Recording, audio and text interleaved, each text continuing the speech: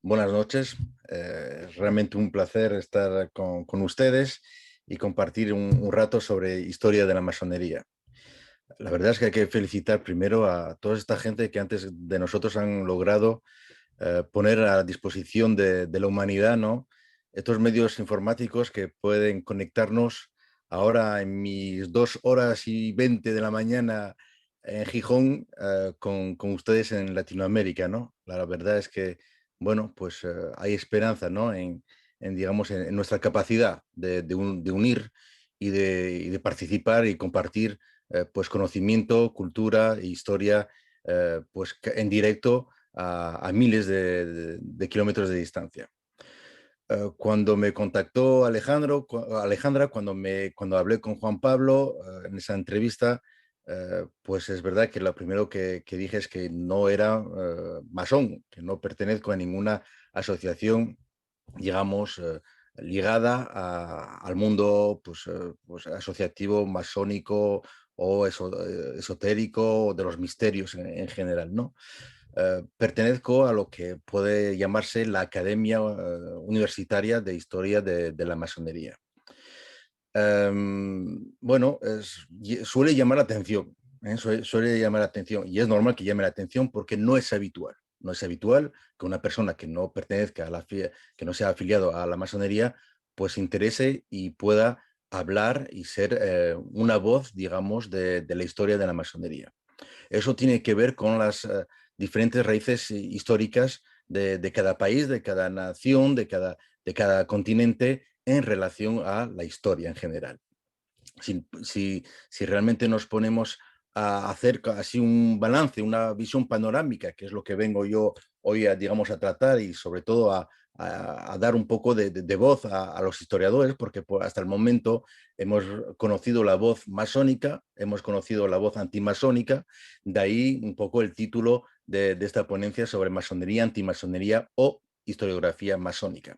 Hemos escuchado durante 250 años la voz masónica, que más o menos, y es lo lógico, es lo normal, hace apología, digamos, de toda la asociación, de todos sus grandes personajes, de la historia contemporánea. Hemos escuchado la voz antimasónica, que es exactamente lo mismo, pero en lo contrario, es decir, en lo negativo, lo negativo de esta asociación, lo negativo de esos personajes, de esos afiliados, y desde hace muy, muy, muy poquito, incluso en el mundo entero, pues hay una nueva voz, que es la voz de la historiografía que se interesa a la masonería, que se interesa a la masonería por la historia, no solamente por la masonería, sino como la masonería es una ventana que nos da pues una visión más completa de la historia contemporánea de estos últimos 300 años.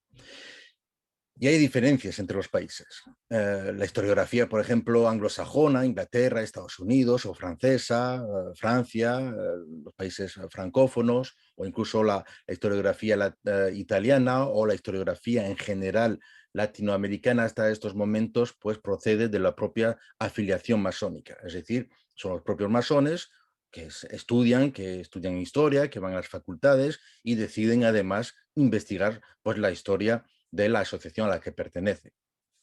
En España, que es creo que el único país en el que ocurre lo contrario, es decir, no proceden la mayoría de los historiadores y de las historiadoras del mundo masónico, del espacio de sociabilidad masónica, y eso tiene una fuente muy concreta, que es que aquí en España desde hace en el siglo XX hubo una dictadura de 40 años, la dictadura franquista, después de una guerra civil, donde los masones y las masonas fueron percibidas y fueron acusadas de todos los males de la historia de España y prácticamente del mundo, ¿no? Sobre todo del mundo, bueno, pues digamos, vamos a decir, tradicional, conservador, pues religioso, ¿no? Y entonces ese afán antimasónico hizo que durante la Guerra Civil Española y los años posteriores a la Guerra Civil Española, pues el bando que se sublevó, los militares, junto con la jerarquía, digamos, de la Iglesia Católica, pues decidieron recoger toda la documentación masónica y centralizarla en un sitio, en un lugar, en un archivo en Salamanca, en la ciudad de Salamanca, para poder seguir persiguiendo a los masones a través de las listas y de la documentación que había en las logias.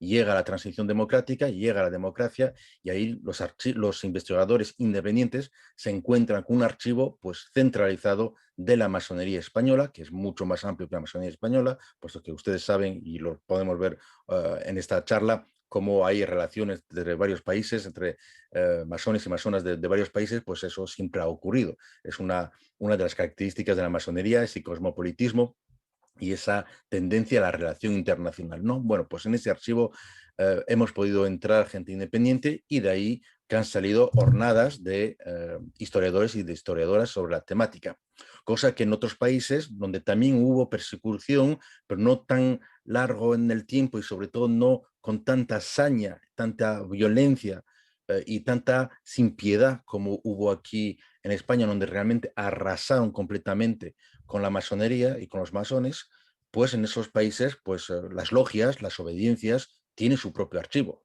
No está todo en nuestros archivos, hay también archivos públicos, pero la verdad es que está repartido. Entonces, bueno, digamos que aquí en España hemos tenido, entre comillas, esa facilidad después, a partir de la democracia, para investigar un poco más en profundidad la masonería a través de sus propios documentos.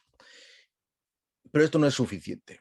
Es decir, la historia es una ciencia, ciencias históricas, ciencias sociales, y eso es muy reciente. Es decir, que durante 250 años los que han podido publicar han sido las voces masónicas y las voces antimasónicas, más o menos para darnos una pequeña idea de, digamos, la importancia también de la masonería en el mundo, es que hay más o menos 150.000 obras publicadas dedicadas solamente a la masonería.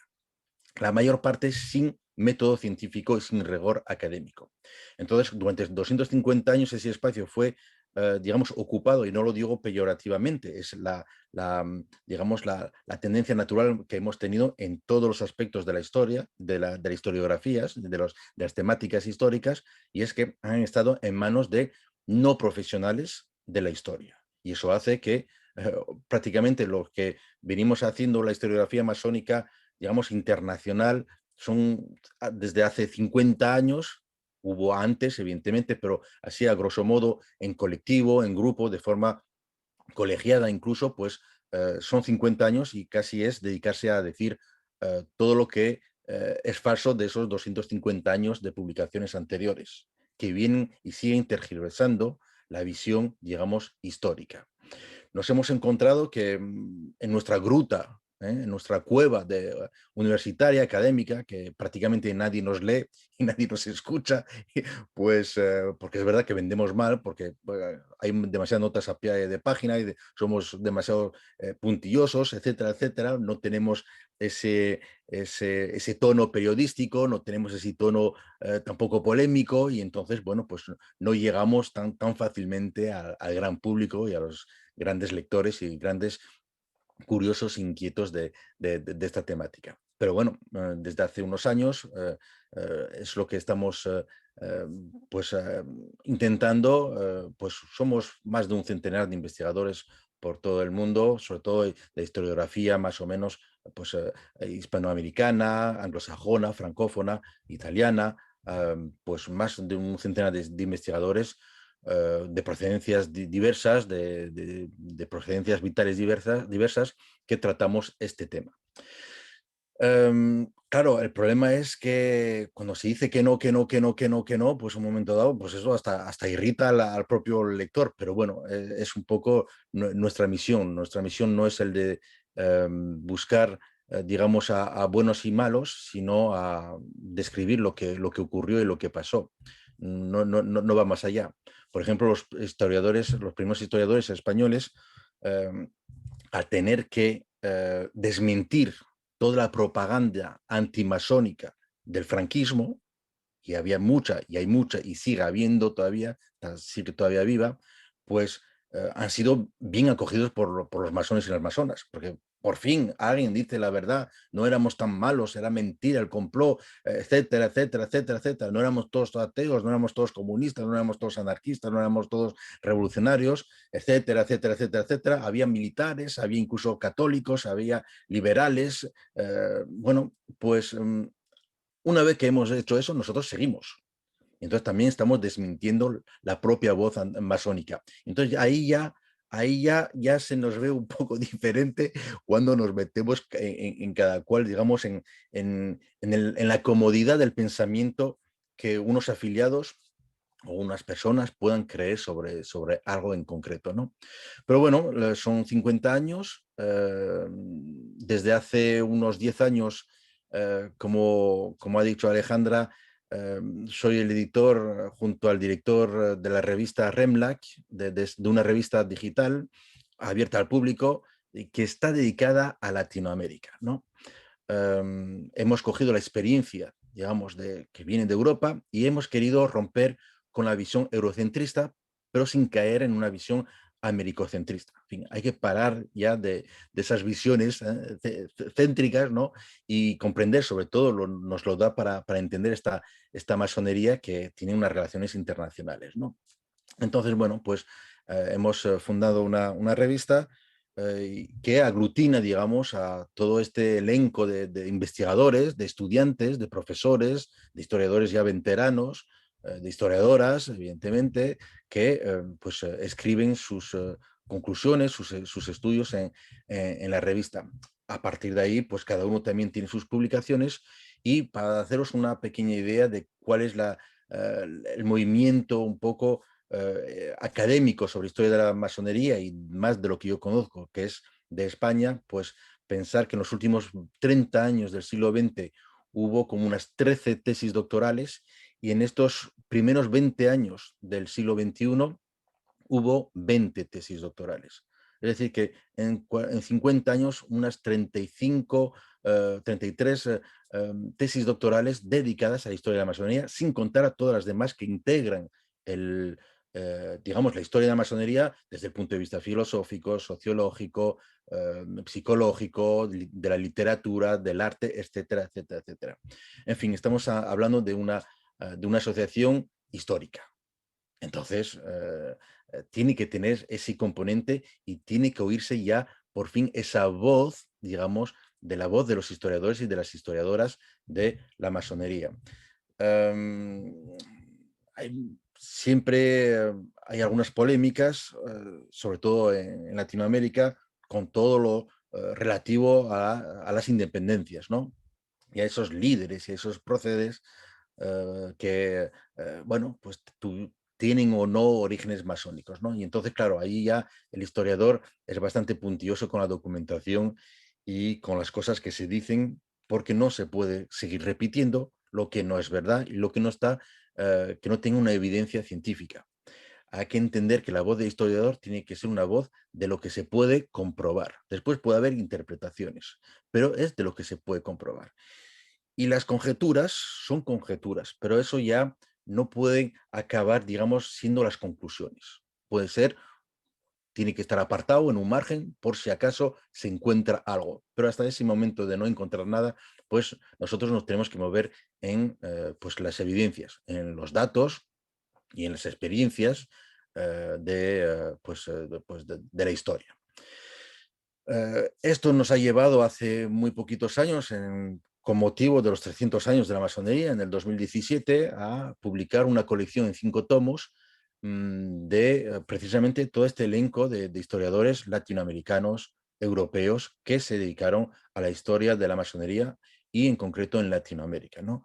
Que queremos desde hace muchos años, y eso, así lo hicimos. Aquí en España hemos organizado 15 simposios internacionales en 40 años y en el 2007 nos hemos trasladado, digamos, a América Latina, en La Habana, por iniciativa de un historiador cubano, Eduardo Torres Cueva, que organizó allí pues, un simposium más o menos muy parecido a lo que se venía organizando en España, pero dedicado a Latinoamérica. Y bueno, el resultado es que ya son 6 congresos internacionales, que hace 2 años se organizó una cátedra en la Universidad de Zacatecas, digamos, dirigida por el historiador Marco Antonio Flores Zavala, y hay historiadores latinoamericanos ya consagrados, ¿no? En esto de la historia. Y entonces la pregunta que yo me hago, porque ya sé que me vais a hacer preguntas, pero casi yo os hago preguntas también un poco de reflexión. Es decir, si tenemos a gente que ha trabajado, que ha estudiado nuestra historia, pues ¿por qué no leerles a ellos? Aunque cueste un poco más. Eso no digo yo que no cueste un poco más, pero ¿por qué no leerles? ¿Por qué no leer lo que ha pasado y entendernos un poco mejor? Y para provocar a lo mejor un poco más de preguntas y de reflexión, ya viste que no quise yo compartir ni datos, ni diapositivas, ni nada, porque creo que la historia tiene que también ser un poco más activa, proactiva y de mirarnos así, aunque sea a través de un ordenador, y hablar y charlar sobre este tema, ¿no? Pero, ¿por qué entonces tener la sensación que la historia de la masonería o la importancia de la historia de la masonería, que es ahí donde se juega un poco la historia, es en graduar cuál es el nivel de participación de la masonería y de los masones y de las masonas en la historia? Es ahí donde se juega un poco, digamos, la diferencia entre historiador y no historiador, ¿no? Y en esa medición tenemos que decir algo los historiadores en ese caso. Y es el por qué no entender, en fin, por qué sacar más adelante los personajes célebres, de la masonería, que la cantidad de masones y masonas que hicieron masonería a lo largo de estos 300 años. Ese masón, esa masona, que durante 10 años, 20 años, 30 años, 40 años, acude a la logia. Algunos, gracias a ellos, se pueden abrir los trabajos, porque si no viniera, pues no habría gente suficiente para abrir los trabajos, porque esa gente no es igual de importante a la hora de explicar y a la hora de eh, compartir con el que no sabe de masonería por qué uno está afiliado. ¿Por qué no destacar más a los anónimos, que a los personajes que al final son personajes? Y ya lo dice su palabra, son personajes masónicos, pero personajes no masónicos también, son personajes. Y entonces, bueno, es un poco en esta reflexión, un pequeño análisis y un poco digamos, esta visión panorámica que yo quería compartir con vosotros de la voz, digamos, de los historiadores en cuanto a masonería. Muchas veces se nos pregunta cómo es posible hacer historia de la masonería sin ser masón, y bueno, es que nosotros no hacemos masonería, nosotros hacemos historia de la masonería. Y para ser historiador del comunismo no hay que ser forzosamente comunista, historiador del catolicismo no hay que ser forzosamente católico, etcétera, etcétera, etcétera, ¿no? En fin, puede ayudar, no, eso no digo yo que no, porque hay cosas que puede ayudar para sentir, para comprender incluso algunas cosas, pero la verdad es que en términos históricos, en términos de historia global, como la que nos estamos moviendo desde hace unos años en las academias, pues la verdad es que no es obligatorio, no es necesario, ¿no? Y creo que incluso precisamente la producción, ¿no? de los trabajos que hemos hecho a lo largo de estos años están ahí para demostrar. Fijaros, no sé si veis aquí, sí, bueno, aquí tengo una estantería con todos los tomos de las actas de los simposiums internacionales que se organizaron aquí en España. Creo que ya suman unos 29 tomos. Cada 29 tomos de cada uno 600, 700 páginas. La verdad es que no os lo aconsejo comprar, primero porque la verdad es que es muy, muy especializado, pero sí que puntualmente el que quiera comprender algo y saber algo podrá buscar aquí la respuesta, prácticamente la puede encontrar, ¿no? Y además verá que los autores que participan en estos congresos, pues después tienen sus propios libros, ¿no?